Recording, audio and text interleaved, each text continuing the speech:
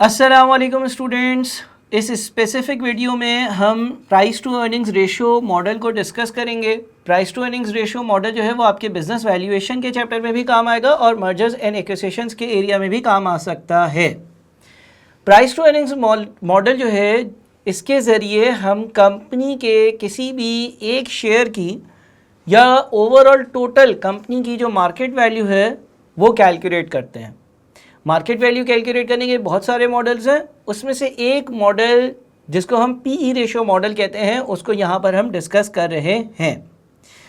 अच्छा, price to earnings ratio model की ये जो एग्जांपल है इस पे जाने से पहले कुछ बेसिक जनरल सी डिटेल्स आपसे डिस्कस कर लूँ। देखिए, एक चीज़ कहलाती है कंपनी की market price per share. Market price per share का मतलब ये है कि एक कंपनी के शेयर्स की मार्केट में क्या प्राइस चल रही है। एक चीज़ कहलाती है market value per share, market value of the company या total market value of a company. अच्छा, market price per share, market value per share एक ही बात हो सकती है। Market value of the entire company यानी कि पूरी कंपनी की क्या वैल्यू है। ये जो market value of a company है इसको कैलकुलेट करने के लिए मार्केट वैल्यू पर शेयर को नंबर ऑफ शेयर से भी मल्टीप्लाई किया जा सकता है। फिर एक चीज़ कहलाती है अर्निंग्स पर शेयर, यानी कि एक शेयर जो है उसके अगेंस्ट कितनी अर्निंग्स है। अर्निंग्स पर शेयर का फॉर्मूला होता है profit after tax divided by number of shares, और एक कहलाती है total earnings of the company जिसको हम प्रॉफिट आफ्टर टैक्स भी कहते हैं। अगर किसी कंपनी का पीई रेशो ढूंढना हो, कैलकुलेट करना हो, अगर किसी स्पेसिफिक कंपनी का प्राइस टू अर्निंग्स रेशो मालूम करना है तो दो मेथड्स यूज़ हो सकते हैं। मेथड नंबर 1 जो यूज़ हो सकता है वो है market price per share divided by earnings per share. एक शेयर की मार्केट प्राइस को अर्निंग्स पर शेयर से डिवाइड कर दो, या फिर market value of entire company divided by earnings of entire company, पूरी कंपनी की मार्केट वैल्यू को पूरी कंपनी की अर्निंग से डिवाइड कर दो। सो हम इक्वेशन के तौर पर ये भी कह सकते हैं PE ratio is equals to market price per share या market value per share divided by earnings per share.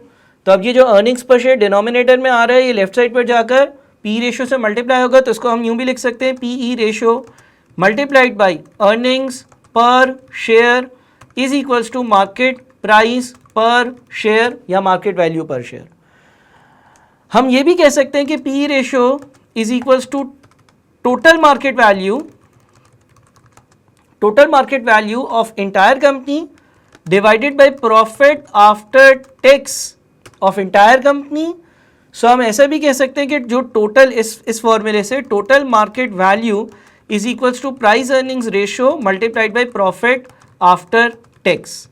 और जब आपके पास किसी कंपनी की टोटल मार्केट वैल्यू आ जाए तो आप ये भी कह सकते हो कि टोटल मार्केट वैल्यू, क्योंकि market value per share multiplied by number of shares के बराबर होती है, तो अगर आपके पास टोटल मार्केट वैल्यू है आप मार्केट वैल्यू पर शेयर वहाँ से भी कैलकुलेट कर सकते हैं। Market value per share is equals to total market value divided by number of shares. ये पूरी कहानी है, ये पूरा सिनेरियो है, ये कुछ फॉर्मूले हैं, ये कुछ बातें हैं जो मैंने आपसे डिस्कस करी। चले आगे बढ़ते हैं और देखते हैं कि आगे क्या है। अब यहाँ पर आपके पास जो सवाल की एग्जाम्पल है उसमें लिखा हुआ है details of a private company are as follows. Private company एक ऐसी कंपनी होती है जिसके शेयर्स स्टॉक मार्केट पर ट्रेड नहीं हो रहे होते, लिहाजा उसकी market price per share, market value per share हमें मालूम नहीं होती है, हमें पता नहीं होती है। स्टॉक मार्केट पे उसके शेयर्स बेचे और ख़रीदे नहीं जा रहे होते, लिहाजा उसका एक शेयर कितनी वैल्यू रखेगा इसका हमें मालूम नहीं होता। यहाँ पर आपके पास एक प्राइवेट कंपनी है, उसका आपको एक तो most recent EPS earnings per share दिया हुआ है। अर्निंग्स पर शेयर के लिए इस कंपनी के प्रॉफिट आफ्टर टैक्स को नंबर ऑफ शेयर से डिवाइड किया होगा, और एक फ्यूचर का एक्सपेक्टेड पीई रेशो दिया हुआ है, और वो फ्यूचर का एक्सपेक्टेड पीई रेशो 3.2 दिया हुआ है। इसका मतलब नज़र आ रहा है कि कंपनी के फ्यूचर के जो हालात है ना वो करंट हालात से काफ़ी बेहतर होंगे। अभी कंपनी हर एक शेयर पर 3 रुपये कमा रही है, बाद में 3.2 कमा रही होगी, यानी कि कंपनी ग्रो कर रही है, कंपनी का फ्यूचर अच्छा है, कंपनी के आने वाले साल बेहतर साल हैं, कंपनी का अर्निंग्स पर शेयर आने वाले सालों में ज़्यादा बेहतर होगा, मोस्ट लाइकली कंपनी का प्रॉफिट आफ्टर टैक्स ज़्यादा होगा, और वो जब नंबर ऑफ शेयर्स पे स्प्रेड होगा तो एक ज़्यादा वैल्यू दे रहा होगा। अब लेट से मुझे इस प्राइवेट कंपनी के एक शेयर की मार्केट प्राइस या मार्केट वैल्यू का अंदाज़ा लगाना है और उसके लिए मुझे पीई रेशो मॉडल यूज़ करना है। अब पीई रेशो मॉडल के हिसाब से मुझे अगर मार्केट प्राइस पर शेयर मालूम करनी है तो मुझे किसी स्पेसिफिक पीई रेशो को अर्निंग्स पर शेयर से मल्टीप्लाई करना होगा। सर इस कंपनी की अर्निंग्स पर शेयर की वैल्यू तो है, हाँ उसमें एक डिस्कशन ये ज़रूर है कि क्या मैं 3 लूँ या 3.2 लूँ, लेकिन पीई रेशो कहाँ से आएगा, प्राइस टू अर्निंग्स रेशो कौन सा यूज़ होगा। आप एज्यूम कर लें कि ये प्राइवेट कंपनी एक टारगेट कंपनी है, यानी कि आप इसको ख़रीदने गए हो, आप इसको ख़रीदना चाहते हो। जब आप इसको ख़रीदने गए तो आपको ये पता चला कि भाई इसका करंट अर्निंग 3 है और आने वाले सालों का अर्निंग 3.2 होगा। अब इसको वैल्यू कैसे करें, या इसके एक शेयर की वैल्यू कितनी है ये कैसे कैलकुलेट करें। तो आप करते क्या है कि आप मार्केट में प्रॉक्सी कंपनीज ढूंढते हैं। ऑल्दो इस कंपनी का प्राइस टू अर्निंग्स रेशो तो हमारे पास नहीं है, लेकिन काश कोई ऐसी कंपनी हो जो ऐसा ही बिजनेस करती हो, इतने ही वॉल्यूम पे बिजनेस करती हो, इतने ही non current assets, debt, equity हो, या मोर और लेस सिमिलर हो, तो मुझे इस स्पेसिफिक कंपनी के शेयर की मार्केट वैल्यू मालूम हो सकती है। ये इसी तरह से कि लेट से आप कहीं पर किसी मोहल्ले में, किसी इलाके में, किसी शहर में, किसी कंट्री में, किसी भी जगह पर कोई प्रॉपर्टी परचेज करने गए। अब आपने वो प्रॉपर्टी परचेज करनी है, उस प्रॉपर्टी की क्या वैल्यू है ये आपको मालूम करना है। तो आप करते क्या हैं, आप देखते हैं कि ऐसी ही सराउंडिंग में, लेट से कोई प्लॉट है, ऐसी ही सराउंडिंग में इतना ही प्लॉट इसी एरिया में, इसी जगह पर, ब्लॉक में, एक्सटेंशन में, या इसी जगह, इसी तरह के फेज में, या इसी तरह के जो है वो एरिया में, सराउंडिंग्स में कितने का मिलता है, उससे आप अंदाज़ा लगाते हो। तो आपने इस कंपनी को ख़रीदना था, इस कंपनी का अपना तो प्राइस टू अर्निंग्स रेशो नहीं था, इसके शेयर्स तो स्टॉक एक्सचेंज पे लिस्टेड ही नहीं है। तो आप गए स्टॉक एक्सचेंज से आपने उन कंपनीज़ की डिटेल्स ली जो ऐसा ही सिमिलर बिजनेस करती हैं। सिमिलर कंपनीज़ यानी कि वो कंपनीज़ जो इसी तरह का बिजनेस करती हैं, जैसा कि ये वाली प्राइवेट कंपनी करती थी। और स्टॉक एक्सचेंज से आपको कुछ प्राइस टू अर्निंग्स रेशो मिले। आप लेट से मैंने यहाँ पे कुछ डिटेल्स लिखी हैं, आपने कुछ कंपनीज़ के price to earnings ratio stock market से नोट कर लिए। लिस्टेड कंपनी या पब्लिक कंपनी के पीई रेशोज अवेलेबल होंगे। आपने देखा भाई 5 ऐसी कंपनी थी जो सिमिलर बिजनेसेस करती थी, किसी का पीई रेशो 10.1 था, किसी का 12.4 था, किसी का 12.5 था, किसी का 9.8 था, किसी का 11.2 था। आपने देखा कि भाई इसमें से लोएस्ट जो है ना, यानी कि बुरी से बुरी बदतरीन कंपनी जो ऐसा ही बिजनेस करती है, उसका भी पीई रेशो 9.8 है। आपने देखा कि बहुत जो अच्छी कंपनी है उसका 12.5 है। और आपने ये देखा कि सारी कंपनी इसके पी रेशो को ऐड कर 5 से डिवाइड कर एक ऐसे ही एवरेज कैलकुलेट करूं तो वो 11.2 बनता है। अब मैंने यहाँ पर 3 प्राइस टू अर्निंग्स रेशो लिख ली है, ठीक है जी। अच्छा ये याद रहे कि ये प्राइस टू अर्निंग्स रेशो जो मैंने लिखे, एक तो मैंने सबसे बुरा लिख लिया कि अगर इस इंडस्ट्री की बुरे से बुरी कंपनी होती है तो उसका पी रेशो क्या होता है। मैंने एक सबसे अच्छा लिख लिया कि इस कंपनी, इस तरह की इंडस्ट्री की कोई भी एक अच्छी लिस्टेड कंपनी जो कि बेहतरीन है उसका पी रेशो कितना होता है, और एक एवरेज ले लिया। देखिए प्राइस टू अर्निंग्स रेशो या प्राइस टू अर्निंग रेशो से किसी चीज़ की वैल्यू निकालना, किसी चीज़ की क्या मार्केट वैल्यू है, क्या मार्केट प्राइस है, ये कोई ऐसा नहीं है कि कोई ऐसी ही बात हो कि मैं a + e 1 + 1 करूँगा तो 2 ही आएगा। यानी कि मैं अभी भी अंदाज़ा ही निकाल रहा होता, हो सकता है मेरा अंदाज़ा गलत हो सकता है मेरा अंदाज़ा सही हो सकता है कि कोई और पी रेशो मॉडल किसी और तरह से अप्लाई करे और उसके अंदाजे कुछ और हो। बहरहाल मैंने इन कंपनीज़ का पी रेशो निकाला और मैंने जो है ना वो प्राइवेट कंपनी जो ख़रीदनी थी उसके अर्निंग्स लिया। और लेट से, अच्छा अब पी रेशो में भी बहुत सारी अलग अलग तरह की वैल्यूएशंस हो सकती हैं। लेट से मैंने एक एडजस्टमेंट अप्लाई करी, मैंने कहा कि भाई मुझे जो पी रेशो मिले ना, पी रेशो जनरली उन कंपनीज़ का ज़्यादा होता है जिन कंपनीज़ में शेयर होल्डर्स को कॉन्फिडेंस ज़्यादा हो। एक सिमिलर प्राइवेट और पब्लिक कंपनीज़ हैं तो पब्लिक कंपनी का पी रेशो प्राइवेट से ज़्यादा होगा क्योंकि उसके शेयर्स जो हैं वो इजीली ट्रेडेबल है। प्राइवेट कंपनी में कुछ लिमिटेशंस हैं। तो पब्लिक कंपनीज का पी रेशो जो कि सेम बिजनेस कर रही होगी, same size, same volume, same sales revenue पर बिजनेस कर रही होगी, as compare to private company ज़्यादा ही होगा।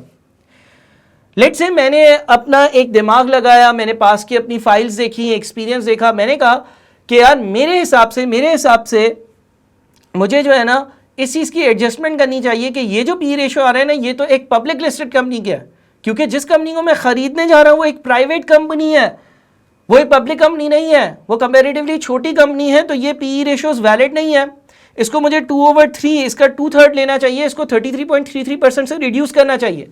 सर क्या कोई ऐसा कोई एम्पेरिकल रूल है? जी हाँ, जनरली हम जो है वो 2/3 ले लेते हैं अपनी एक पब्लिक कंपनी को प्राइवेट कंपनी के पी रेशियो में कन्वर्ट करने के लिए। आपका सवाल आपको बताएगा ज़रूर, अगर नहीं बताएगा और इसी तरह का केस होगा तो आप कोई भी एडजस्टमेंट 1/3 या 2/3 की पास कर और एक नोट ज़रूर लिखेंगे कि भाई मेरे हिसाब से दोनों कंपनी सिमिलर बिजनेस कर रही हैं, तो मैंने एज्यूम किया है कि ऐसी ही पब्लिक कंपनी और प्राइवेट कंपनी को जब कंपेयर किया जाए तो प्राइवेट कंपनी का पी रेशियो पब्लिक कंपनी से 2/3 होगा या 1/3 कम होगा, या कोई भी एक असम्पशन जो आपने लिखी है। इसलिए क्योंकि प्राइवेट कंपनी में कुछ लिमिटेशंस होती हैं, उसके शेयर होल्डर को शेयर बेचने होते हैं तो वो स्टॉक मार्केट में नहीं बेच पाता। पब्लिक कंपनी जो होती है उसके रिकॉर्ड ज़्यादा ट्रांसपेरेंट होते हैं, ज़्यादा फ्लेक्सिबिलिटी होती है, शेयर्स की ट्रेडिंग आसानी से होती है, तो उसकी वैल्यूएशन, उसका मार्केट में कॉन्फिडेंस या शेयर होल्डर्स को उस पर कॉन्फिडेंस बहुत ज़्यादा होता है। तो इसलिए हमने 2/3 का एक एडजस्टमेंट फैक्टर अप्लाई किया। मैंने सारी वैल्यूज को 2/3 से एडजस्ट कर लिया। अच्छा, पी रेशो मॉडल के हिसाब से भी मुख्तलिफ वैल्यूएशंस आ सकती हैं। ये कोई ऐसी बात नहीं है कि मैं ए चीज़ पे करूंगा और बी से मल्टीप्लाई करूंगा। लेट से मेरे जो फाइनेंशियल मैनेजमेंट के लोग थे, फाइनेंशियल एनालिस्ट थे, उनको ये लगता है कि कंपनी के रिकॉर्ड के हिसाब से तो फ्यूचर में जो अर्निंग्स पर शेयर होगा वो 3.2 होगा, लेकिन उन लोगों को ये लगता है कि कंपनी ऐसा नहीं कर पाएगी, कंपनी का जितना करंट अर्निंग्स पर शेयर है वही आने वाले सालों में रहेगा और वो ज़्यादा रियलिस्टिक है। तो जैसे कि हमने देखा कि market price per share calculate करने के लिए पीई रेशियो को अर्निंग्स पर शेयर से मल्टीप्लाई कर रहे हैं, तो किसी ने हो सकता है कि 3 को मल्टीप्लाई कर दिया हो, लेट से 6.533। अब 6.533 was the lowest PE ratio. मेरे फाइनेंशियल मैनेजर्स जो है वो कह रहे हैं कि कम से कम अगर हम सब बुरा सोचें कंपनी के बारे में, बदतरीन कंपनी है ये, तो इसका फिर भी पी रेशियो 6.533 के आसपास होगा। इसकी अर्निंग्स अगर हम 3.2 ना सोचें, हम सोचें कि कंपनी ग्रो नहीं करेगी, फिर भी इसकी अर्निंग्स 3 के आसपास होगी, तो इसके एक शेयर के लिए 19.6 पे करना बनता है। अच्छा, किसी और ने हो सकता है कि पी रेशियो की किसी और तरह से वर्किंग करी हो। उसने बोला, उस फाइनेंशियल एनालिस्ट या फाइनेंशियल मैनेजर ने बोला, भाई ये इस कंपनी ने जो बोला है वो सच बोला है, फ्यूचर में इसकी अर्निंग्स बहुत अच्छी होने वाली है, ये इंडस्ट्री ग्रो कर रही है, ये कंपनी ग्रो कर रही है, इस कंपनी के फ्यूचर प्रोस्पेक्ट्स बहुत अच्छे हैं, और इसने जो 3.2 बोला है वो बेहतरीन और सही बात बोली है, और हमें सही बताया है कि आगे आने वाले सालों में अर्निंग्स पर शेयर 3.2 का होगा, और ये कंपनी तो ग्रो करे ही जा रही है, और ये तो एक बहुत बड़ी और बहुत अच्छी और बहुत नामवर कंपनी है प्राइवेट, लेकिन इसका बिजनेस बहुत अच्छा है और मुझे इस कंपनी में बहुत ज़्यादा कॉन्फिडेंस है। मैं आपको ये रिकमेंड करूंगा कि इसको जब आप खरीदें तो एक शेयर के लिए 3.2 × 8.333 यानी कि 26.67 पे करें based on PE ratio model, क्योंकि मैं एज अ फाइनेंशियल एनालिस्ट ये समझता हूं कि इसके आने वाले सालों का अर्निंग्स पर शेयर का अमाउंट 3.2 ठीक है, और ये एक कंपनी बहुत बड़ी है, सिर्फ और सिर्फ ये पब्लिक नहीं है बल्कि प्राइवेट कंपनी है, तो इसका पीई रेशियो 8.3333 के आसपास होगा। ऐसा हो सकता है कि कोई और उठकर आए, वो ये बोल दे कि भाई मेरे हिसाब से कंपनी जो है उसके फ्यूचर की अर्निंग्स भी 3 ही होंगी या 3 के आसपास ही कमाएगी, 3.2 सही वैल्यूएशन नहीं है, और ये एक बिल्कुल ही एवरेज कंपनी है, और वो इसको इन दोनों को मल्टीप्लाई कर और एक अपनी तरफ से वैल्यूएशन कैलकुलेट कर ले जो कि 22.444 हो। अब देखिए, इसका मतलब ये हो गया कि पी रेशियो मॉडल जब हम अप्लाई करते हैं तो पी रेशियो को किसी अर्निंग्स पर शेयर से मल्टीप्लाई करते हैं, लेकिन क्या पी रेशियो होगा और क्या अर्निंग्स होगी ये बात फिक्स नहीं होती है। आपको सवाल गाइड करेगा, बताएगा कि आपने कौन सा पी रेशियो, कौन सी अर्निंग्स पर शेयर की वैल्यू लेनी है, या उसमें ये बात इनहेरेंटली मेंशन्ड होगी जो कि आपने पिक करनी होगी।